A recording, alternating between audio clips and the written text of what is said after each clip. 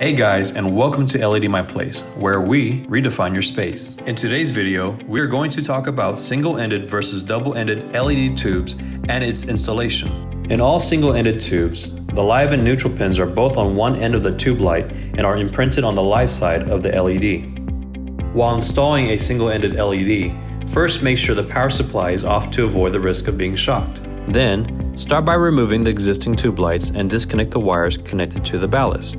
Then remove the ballast and replace the shunted lamp holders with non-shunted holders, which you can purchase separately on our website. Once you've installed your single-ended LED light, connect the live end directly to your power source. Make sure to look for the L and N imprints on the live side of the LED for correct wiring. On the other hand, for all double-ended LED tube lights, the live pins are on one end and the neutral pins are on the other end of the tube light. Like the single-ended install, remove the existing tube lights and disconnect all wires from the ballast.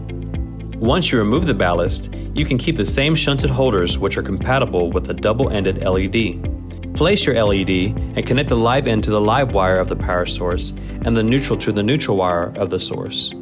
And there you have it, your installation is complete. Thanks for watching, guys. For more information, visit our website at www.ledmyplace.com. or call us at 815-697-5223, and we would be happy to help you redefine your space.